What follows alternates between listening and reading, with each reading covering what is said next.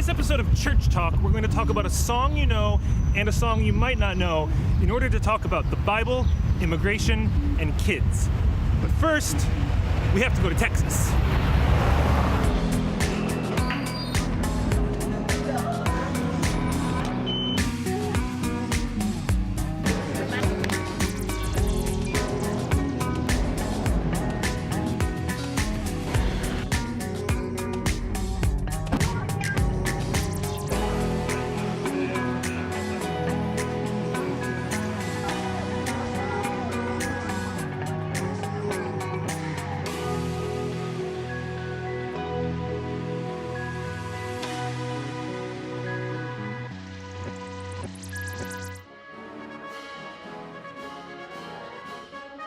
God Bless America. It's a tune you've heard hundreds of times, and chances are you even know the words, or at least some of them. Stand beside her and guide her through the night with the light from above. The song became a hit in 1938 when Kate Smith sang the song on the radio. Frank Sinatra heard her singing and declared that she was the best singer of all time. And in the midst of a Great Depression and Nazi Germany, this song and Kate's voice gave so many people hope. But Kate Smith didn't write God Bless America. That credit goes to Irving Berlin. Irving Berlin wrote the song about 20 years earlier as the closing number to a musical he was writing, but decided to change the last song at the last minute and threw it in the bottom of his trunk till he pulled it out when his friend Kate called. He made a few tweaks and wrote the song that we know today. But what does God Bless America mean for us today? Let's go find out.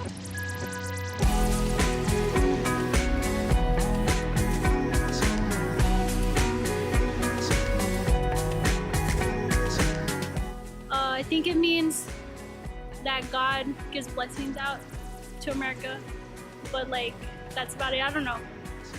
It means that we are a very prosperous country, very fortunate to be living here. God bless America. God bless the country that has been unjust to so many people.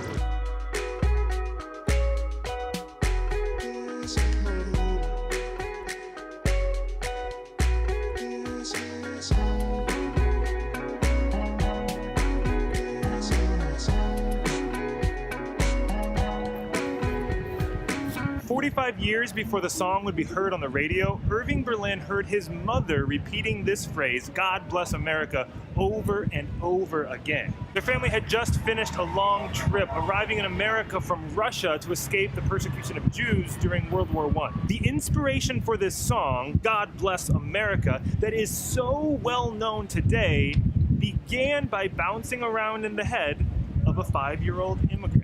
And so this family of immigrants arrives at the border with no wall to climb and no ICE agents threatening to separate them.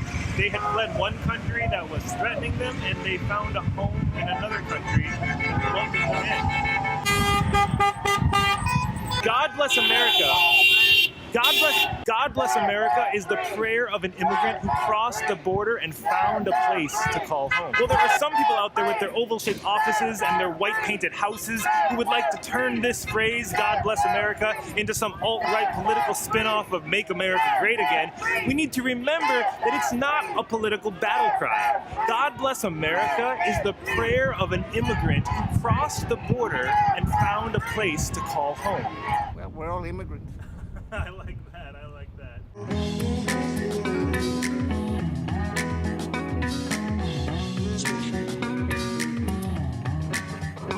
God Bless America is a prayer, not a political statement.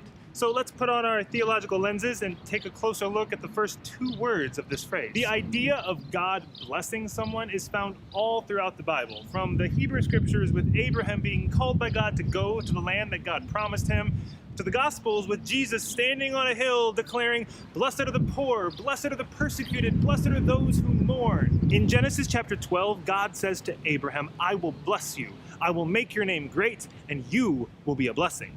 All the people on earth will be blessed through you." God blesses Abraham, but it is not something that he keeps to himself. He's blessed to be a blessing, his hands open to receive and then to give back to the world around him.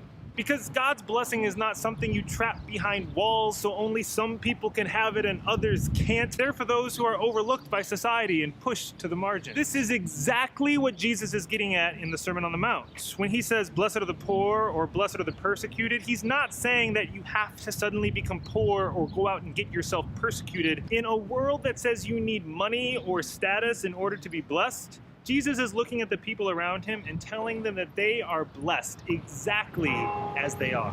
Blessed is the country that welcomes the foreigner, the immigrant, the refugee, but the country that builds walls and bans Muslims. A lot of words come to mind for that country, and none of them are blessed.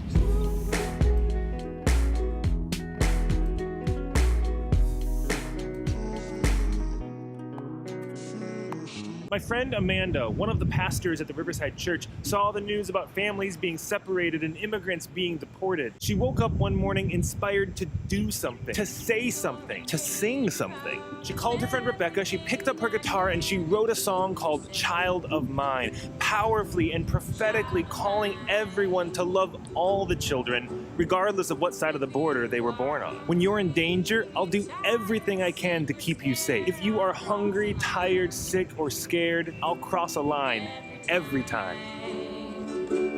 I will swim across a river. I will leap a giant chasm. I will face down any demon you encounter in your path.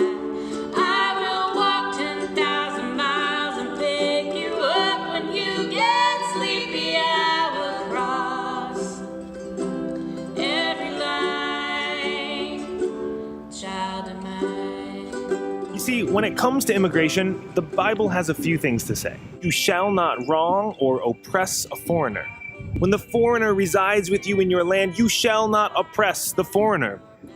And in Matthew 25, we hear Jesus say, I was a stranger and you welcomed me. And when Jesus said, let the little children come to me, I don't think it looked anything like this.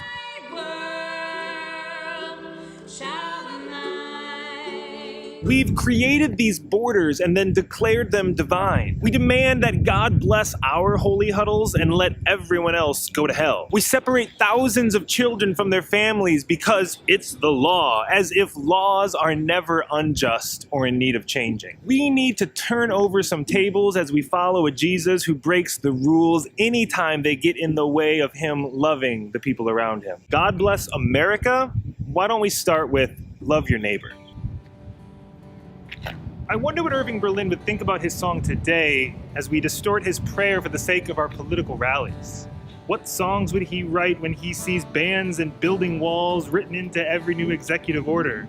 What would his prayer be when he sees immigrants of families continuing to look for safety and a place to call home? I don't know exactly what song he would write, but I like to think it might sound something like this.